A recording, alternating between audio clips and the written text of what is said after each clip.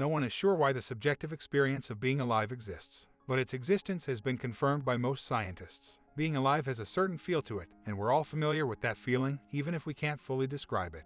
But there are still some big questions about consciousness. Why does it exist? Where did it come from? From the research that shows how the brain decides between right and wrong to discover what gives us our inner life. Unlocking the mysteries of consciousness is a challenge that some top scientists believe may not be possible, even in a supercomputer. Today, scientists have an answer to the old vitalism versus mechanism debate. The secret ingredient is more like a variable that can be turned up or down. Researchers like Giulio Tononi came up with mathematical formulas to quantify levels of consciousness. A sentient being could be anywhere along a spectrum of mental complexity and integration, and understanding this is key to understanding what being alive really means. Consciousness is complicated to define in a way that doesn't leave out some aspect of human experience, even for the most distinguished neuroscientists. It's not just a single process, but is often described as a distributed system. There are many levels of consciousness, and some are easily accessible to us. For example, when you're in a deep sleep state, very few things can awaken you, whereas, when you're awake, even the slightest noise can disrupt your concentration.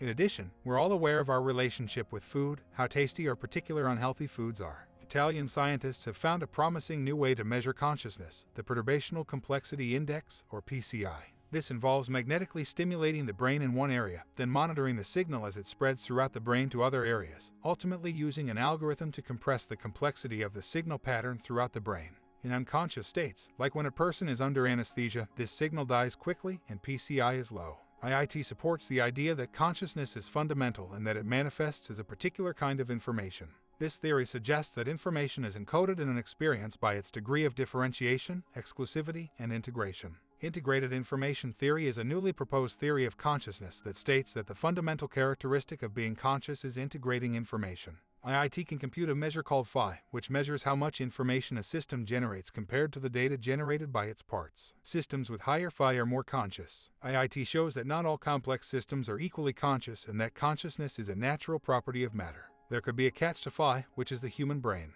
Brain systems that score high on integration should be scored highly by phi. But it's hard to measure because we don't know all of the probabilistic combinations our brain can make. We know what has been measured, so we're good at phi-ing things like dice rolls, coin flips, and roulette wheels. You are not seeing the world around you. All you're experiencing is a hallucination created by your brain.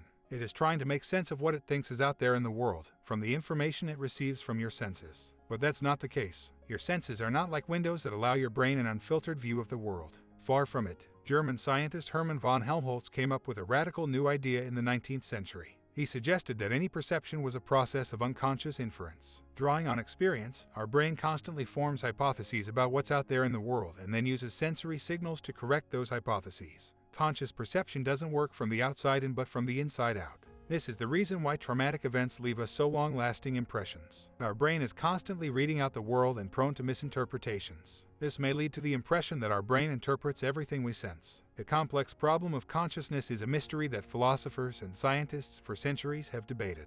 Despite our progress in understanding the mechanisms behind our thoughts, behaviors, and emotions, we still don't know why it feels like something to be you. The more we learn about consciousness, the more I discover that this concept is way deeper than definitions would imply. When tuned correctly, we access information and experiences that most people don't. Understanding this can be a potent tool to create the life you want.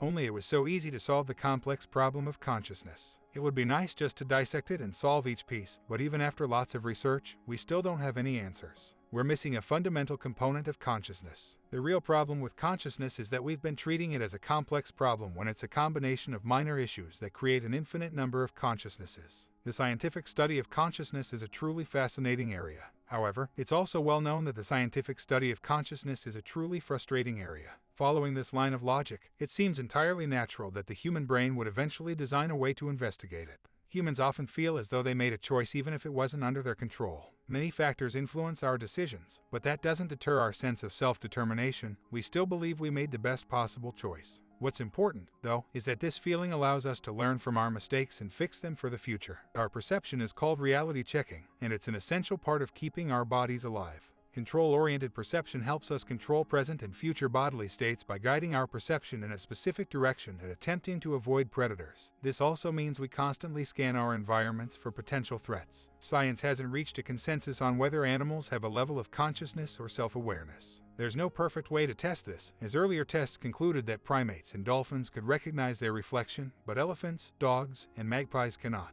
The mirror test is considered one of the best ways to prove self-awareness in non-human animals because it involves a creature's reaction to its reflection.